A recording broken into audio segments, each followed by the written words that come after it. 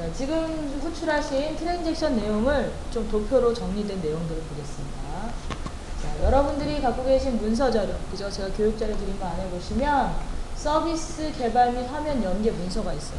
자, 이 문서 열어보시면 이 안에 서비스 구성도, 예, 도표로 정리된 내용이 있습니다. 자, 요거죠.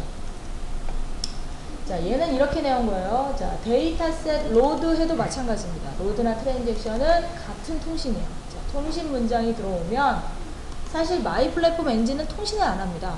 예, 통신하는 모듈이 따로 있어요. 엔진의 일부로 들어있어요. 자, 그래서 해당하는 스크립트 엔진은 로직을 계속 수행하는 거예요. 예, 쭉쭉쭉 차례대로 수행을 하고 이 통신하는 컴포넌트가 적당한 시점에 분리워져 나와서 필요에 따라서 스레드로 분리워져서 멀티 병렬로 일들을 처리하게 됩니다.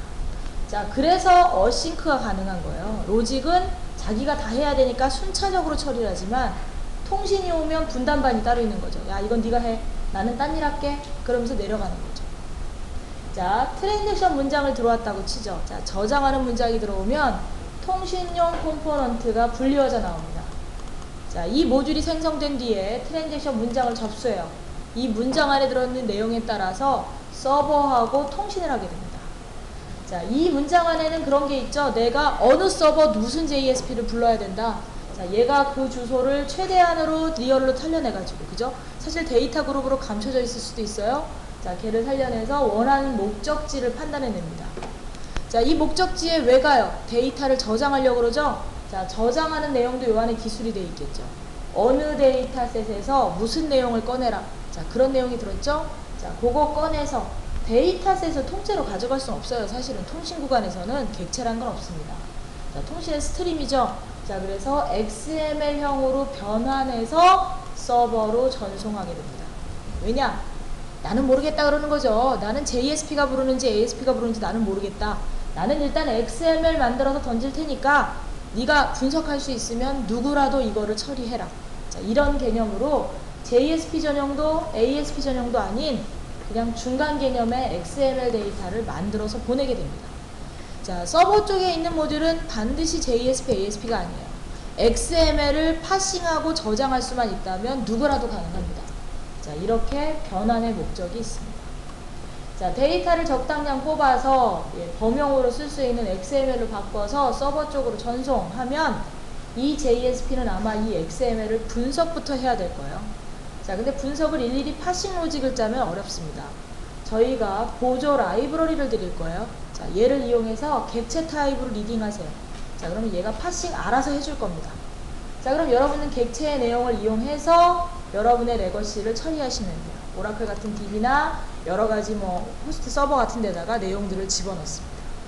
자, 결과물을 얘는 기다리고 있네요. 엔진은 딴 일하러 가요. 바빴어요. 자, 하지만 얘는 대기 모드입니다.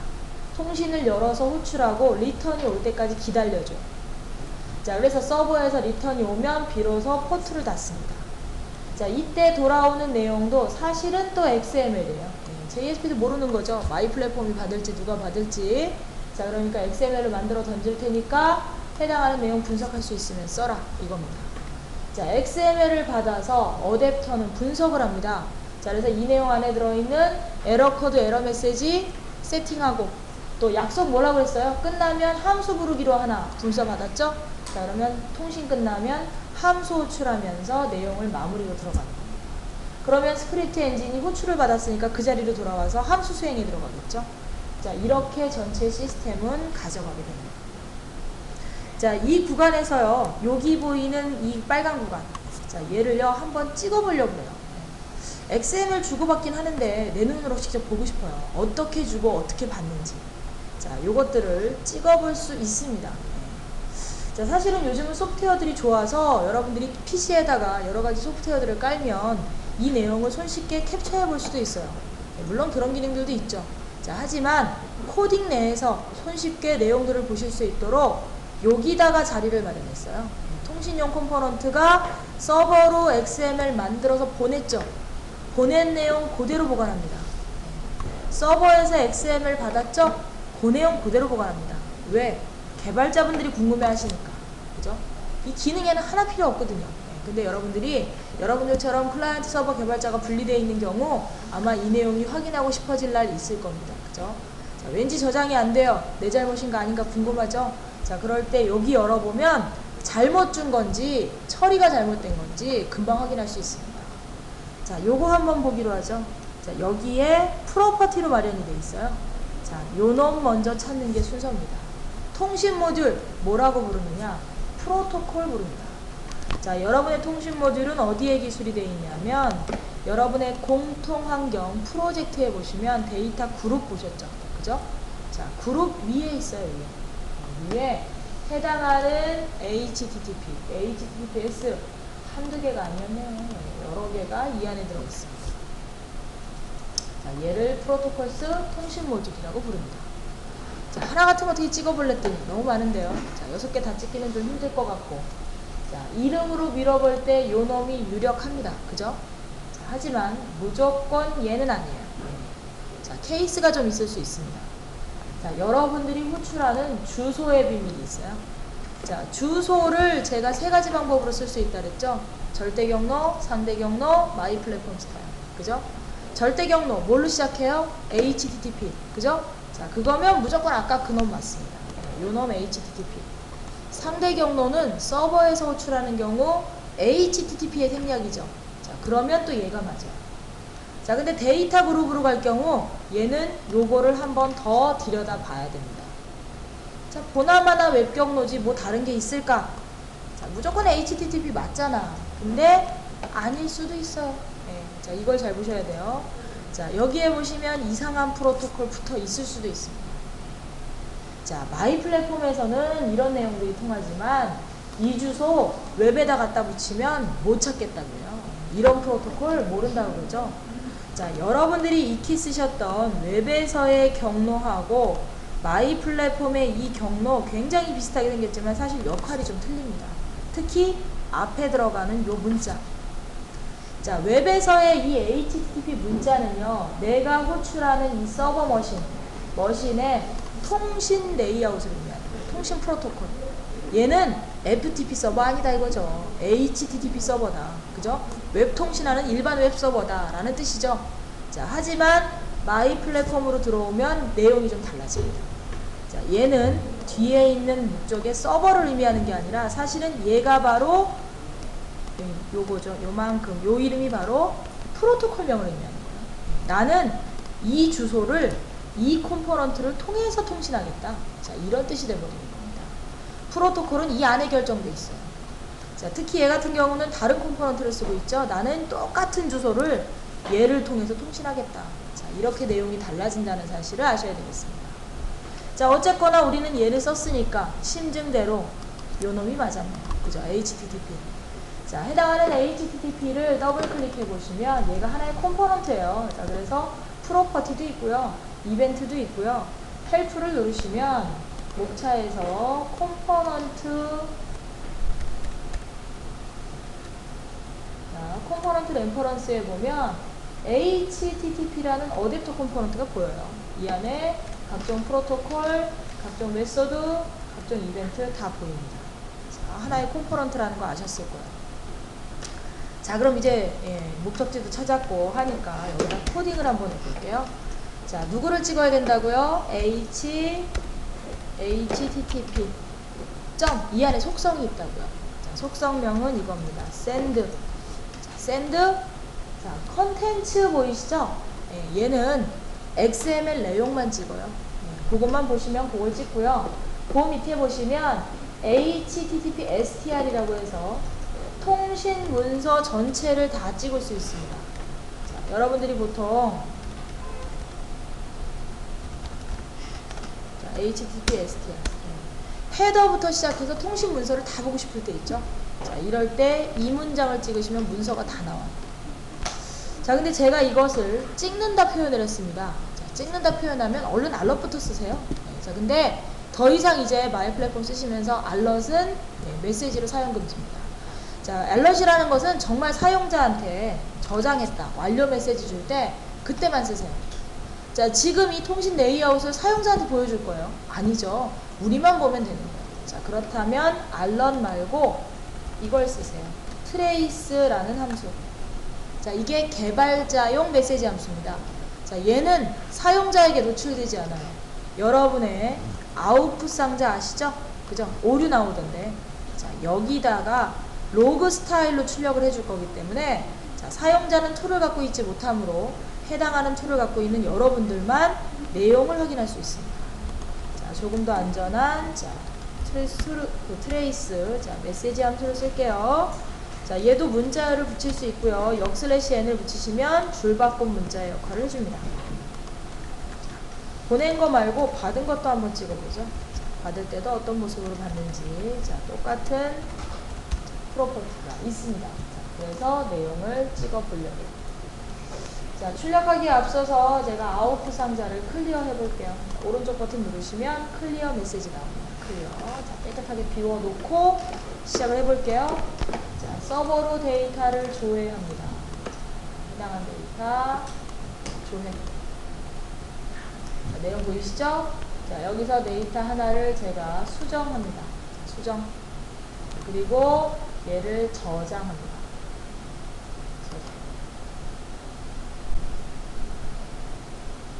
저장이 완료됐네요. 메시지 어디서 나왔죠? 여기서 나온 거죠. 결국 2주를 통과했겠죠. 자, 그래서 보낸 내용, 받은 내용을 아웃풋 상자 이렇게 찍어 놓게 됩니다. 자, 해당하는 메시지를요, 제가 이쪽으로 옮겨서 내용들을 좀 보여드릴게요. 자, 샌드 서버로 이런 내용들이 전송이 됩니다. 레이아웃을 이렇게 볼게요. 자, 얘는 이런 내용이 들은 거죠. 이 주소로 보내라. 이 주소 우리가 코딩에는 이렇게 보이지만 사실은 얘가 데이터 그룹으로 감춰져 있죠. 그죠? 자, 걔를 다 살려내면 서버 이름은 요거고, 그죠? 해당하는 나머지 주소는 요거죠. 이쪽으로 지금 우리가 뭘 해요? 데이터셋을 쏟아붓고 있어요. 자, 그래서 XML 자료에는 데이터셋이 들었습니다. 자, 얘는 지금 우리가 사용했던 DS4원의 레이아웃이죠. 자, 이 중에서 데이터를 다 보내요. 이 많은 걸. 그럴 필요는 없죠.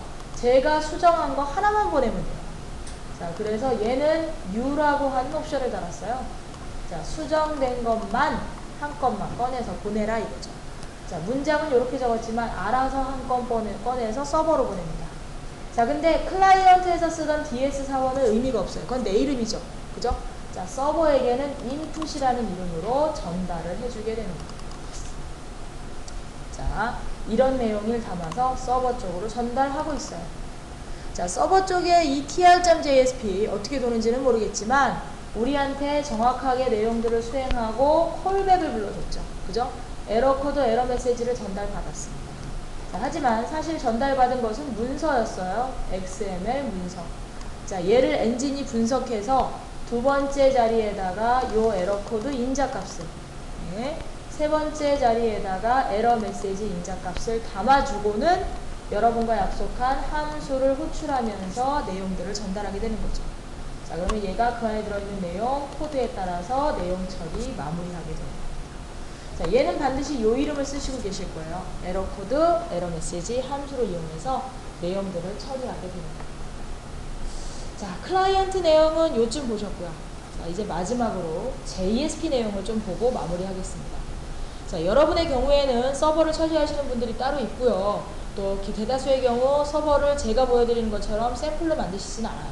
전체 프레임워크 구조로 만들어서 각자 개인이 해야 될 공간은 조금 더 작아집니다. 따라서 제가 지금부터 JSP, 여러분들이 호출하셨던 셀렉트용 JSP하고 TR용 JSP를 보여드릴 텐데 얘네들은요 요렇게 코딩하는 건 아니에요. 그냥 구성이 이렇게 생겼다. 자, 그 정도만 이해하시면 되겠습니다. 자, 지금 수행에 사용했던 호출 서비스를요, 여러분 PC에다 넣어드렸어요. 샘플 넣을 때 자, 여기다 넣었어요. 서비스라고 하는 위치에다가 자, 여기 보시면 자, 서비스의 예제들이 지금 서버에서 돌고 있는 거를 소스를 여기다 넣어드렸어요. JSP. 자, 셀렉트용 JSP 하나하고 TR용 JSP 하나. 두 개만 한번 소스를 열어보겠습니다.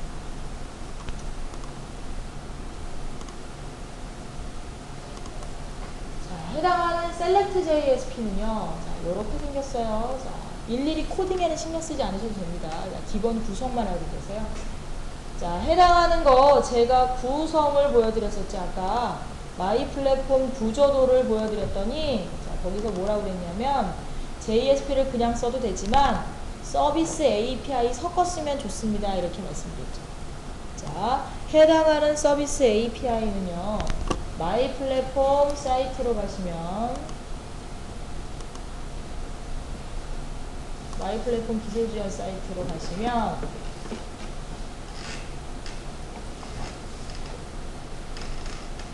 자, 다운로드 밑에서 마이 플랫폼 쪽 들어가시면 내용들을 얻으실 수 있습니다.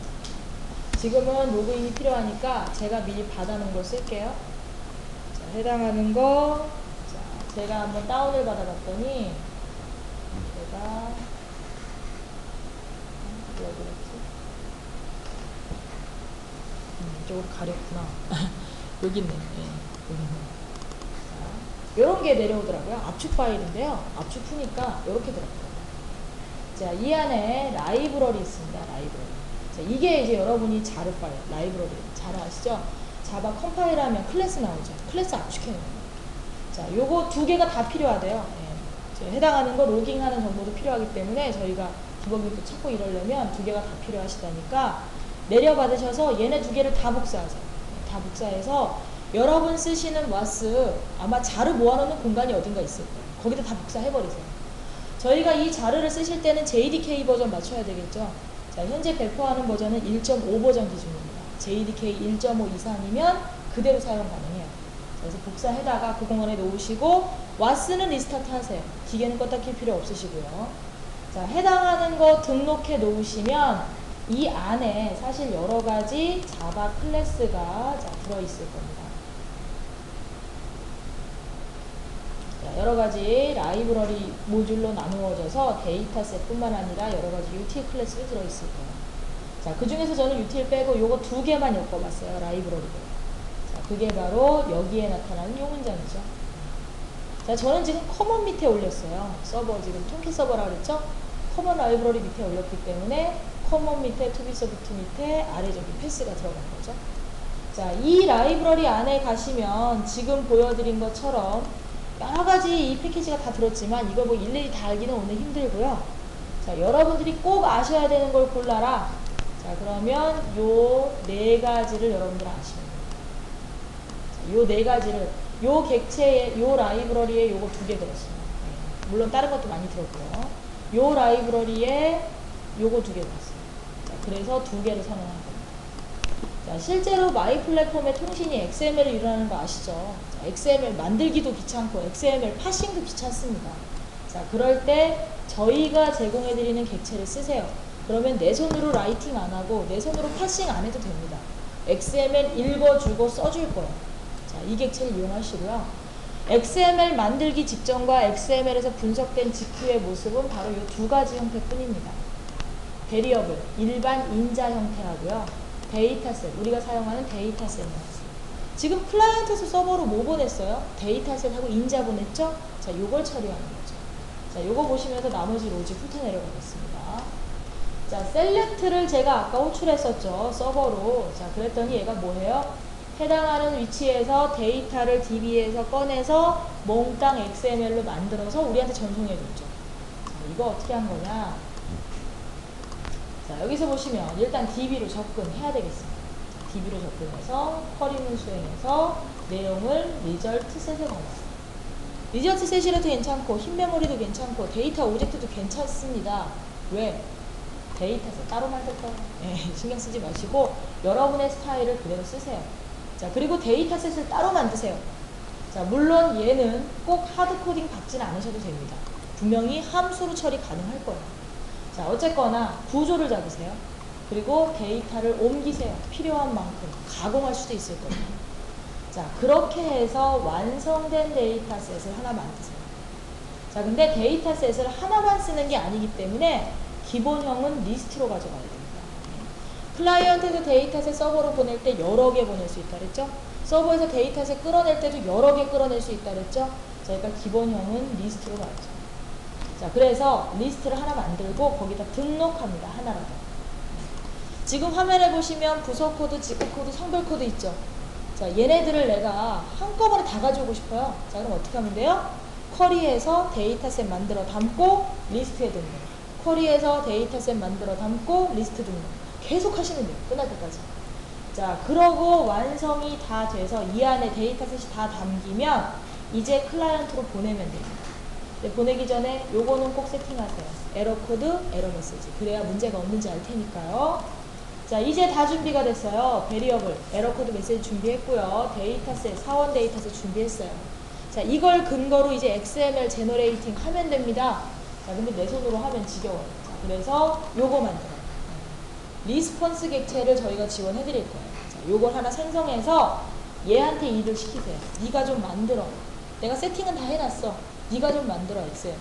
그러면 얘가 이 내용 두 개를 참조해서 여러분이 클라이언트로 보내야 되는 XML을 이렇게 만들어줍니다. 에러 코드, 에러 메시지, 데이터셋, 레코드. 이렇게 만들어줍니다. 자, 마이 플랫폼 엔진에서는 이 내용을 분석해다가 데이터셋에 담습니다. 데이터셋까지만 담으면 되죠. 나머지는 바인드, 연동이 있기 때문에 자동으로 움직여요. 자, 이 상태에서 제가 데이터를 추가합니다. 그죠? 자, 추가할 거예요.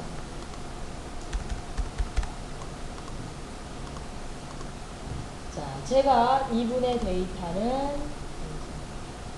데이터를 수정할게요. 수정. 자, 그리고 제가 아까 입력했던 데이터는 삭제합니다.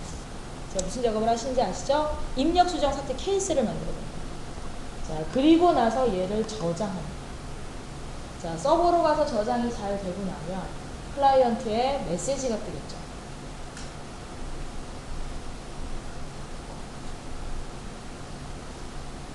자, 메시지 떴죠?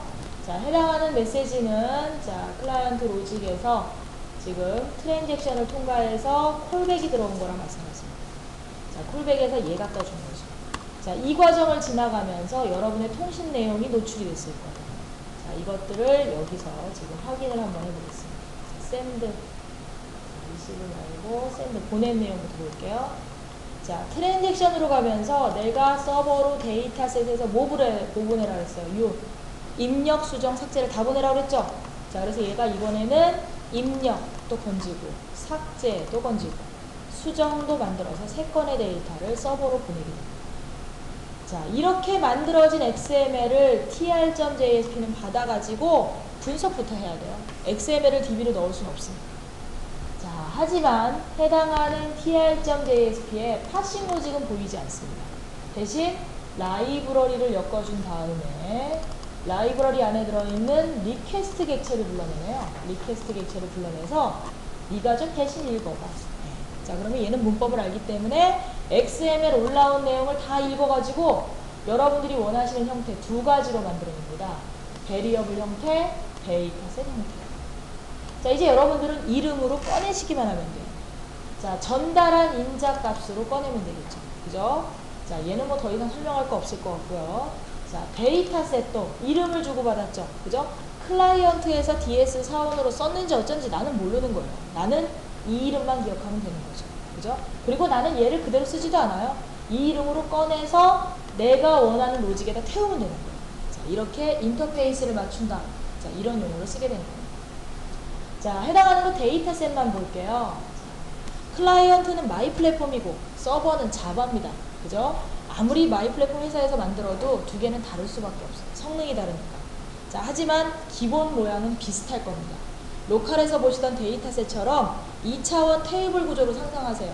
대신 메서드는 좀 다를 수 있기 때문에 그것들은 여러분에게 제공된 지금 자바독 있으시죠? 자, 자바독 안에서 내용들을 확인하시면 되겠습니다. 이 안에 보시면 데이터셋, 그죠?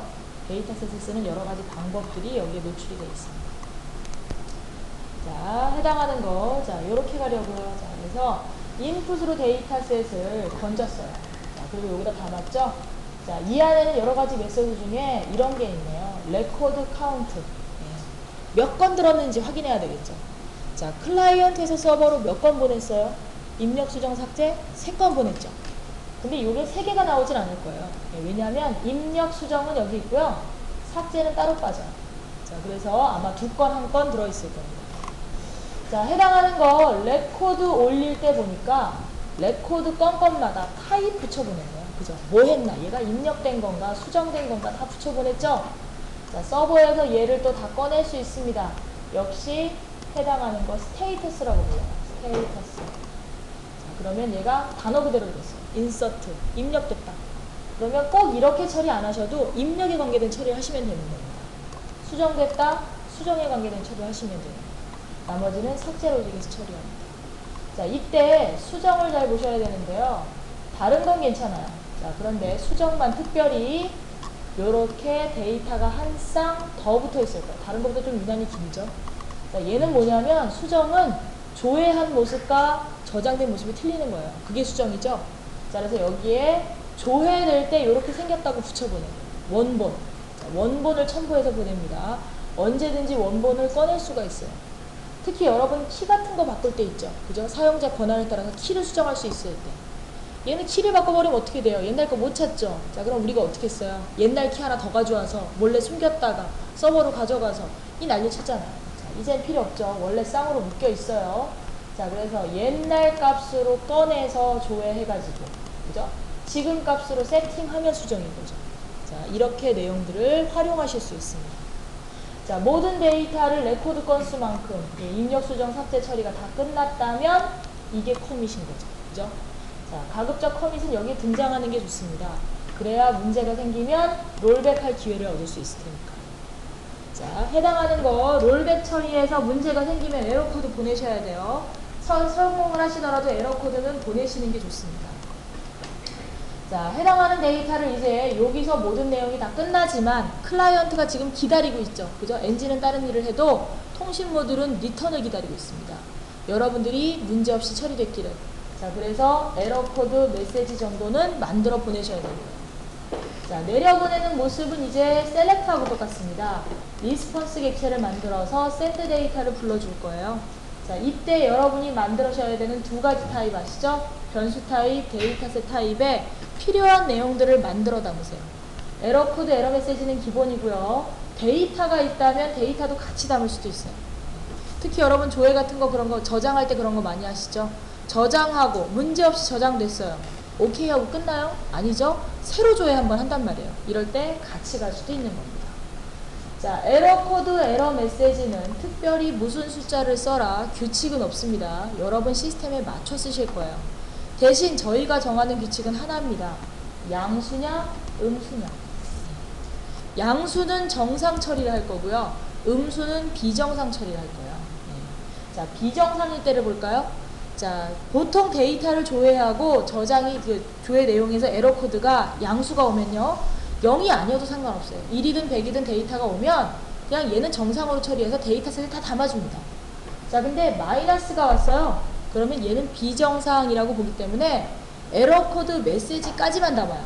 데이터셋, 데이터 내용은 다 버립니다. 지금 상황이 비정상인데요. 다 버릴 거예요. 저장을 하셨죠?